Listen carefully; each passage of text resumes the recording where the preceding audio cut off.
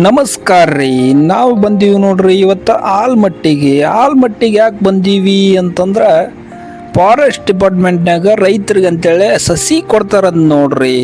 ಸಸಿ ಅಂದ್ರೆ ಏನೇನು ಕೊಡ್ತಾರ್ರಿ ಅಂತೇಳಿ ಅಲ್ಲೇ ತಿಳ್ಕೊಳಕ್ಕೆ ಹೊಂಟೀವಿ ನೋಡ್ರಿ. ಯಾವೆಲ್ಲ ಅಗಿ ಇದಾವು, ಯಾವೆಲ್ಲ ಹಣ್ಣು ಹಂಪಲ ಸಸಿ ಸಿಗ್ತಾವು ನಮಗೆಲ್ಲ ಅಂತೇಳಿ ಅದರ ಕುತೂಹಲಕ್ಕಾಗಿ ಅದನ್ನು ಯಾವಾಗ ಕೊಡ್ತಾರ ಅಂತೇಳಿ ಡೇಟ್ ಅನೌನ್ಸ್ ಮಾಡಿಲ್ಲ ಅನ್ನುವ ಸಲುವಾಗಿ ಅದನ್ನು ಹುಡ್ಕೊಂಡು ಹೊಂಟ್ಬಿಟ್ಟಿವಿ ನೋಡ್ರಿ.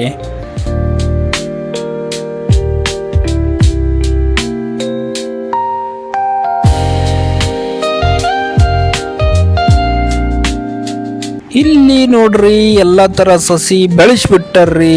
ಆದ್ರೆ ಅವರು ಡೇಟ್ ಅನೌನ್ಸ್ ಮಾಡೋಲ್ರಿ.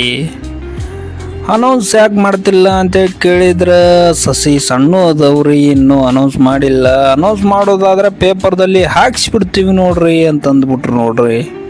ಅದಕ್ಕೆ ನಾವು ಯಾವ್ಯಾವ ಸಸಿ ಇದಾವು ಅಂತೇಳಿ ಎಲ್ಲ ಅಡ್ಡಾಡಿ ತಿಳ್ಕೊಂಡು ಬಂದ್ರಾಯ್ತು ಅಂತೇಳಿ ಸುತ್ತಾಡಕ್ಕೆ ಬಿಟ್ಟಿವಿ ನೋಡ್ರಿ. ಇಲ್ಲಿ ನೋಡ್ರಿ ಈ ವರ್ಷ ಲೇಟ್ ಯಾಕಾಗ್ಯದ ಅಂತೇಳಿ ನಾವು ಕೇಳಿದಾಗ್ರಿ ಅವ್ರು ಹೇಳಿದರು ಹೋದ ವರ್ಷ ಸಸಿನೇ ನಾವು ಬೆಳೆಸಿದ್ದಿಲ್ಲ, ಅದಕ್ಕೋಸ್ಕರ ಈ ವರ್ಷ ಬೆಳೆಸೋದು ಅಂತ ತಡ ಆಗಿಬಿಟ್ಟದ ಅಂತ ಹೇಳಿಬಿಟ್ರು ನೋಡ್ರಿ.